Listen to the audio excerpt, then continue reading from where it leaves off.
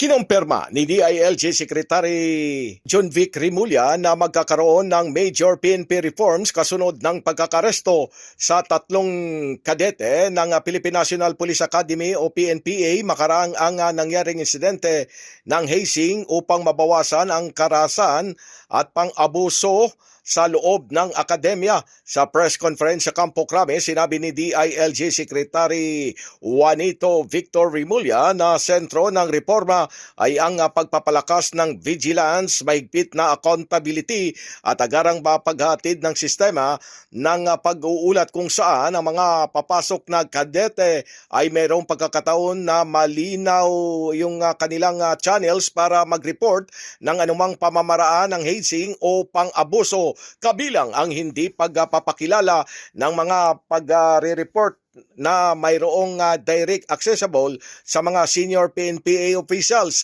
Paliwanag pa ng kalihim na tinitiliyak nilang na bago matanggap ang isang kadete sa akademya ay mayroon silang outlets na at methodology para magulat ng anumang mga hindi kanais-nais na ugali sa loob ng naturang akademya.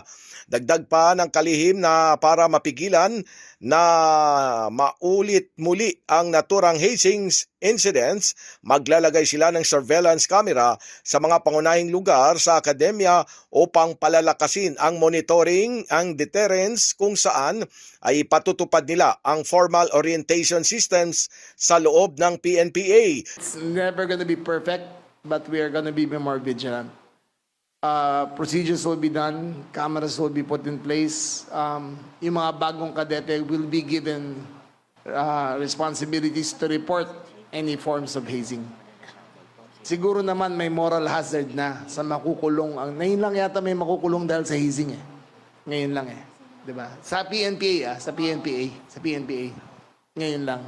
So we will make sure na meron kaming upon acceptance to the academy, meron kaming outlets and meron kaming methodologies for reporting any such behavior.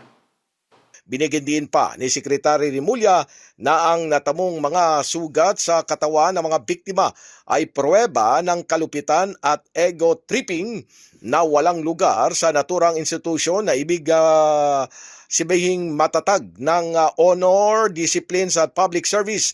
Ang 3 third-class cadets naman na nakilalang sina Miko Ligarda Escalante, Harold Locop Ehehe at Lance Elroy Ginitaran Gay Ramon ay naaresto pagkatapos na ang 21 mga kadete ay umano'y minaltrato gamit ang muriatic acid at liquid sosa kung saan ang mga biktima ay nagpapagaling na mula sa mga lapnos sa katawan kasunod ng operasyon ng CIDG Cavite noong April 7 ngayong taon kung saan ang mga suspect ay sumailalim sa kustudiya ng CIDG at naharap sa kaso sa ilalim ng Republic Act No. 11053 o Anti-Hazing Act of 2018.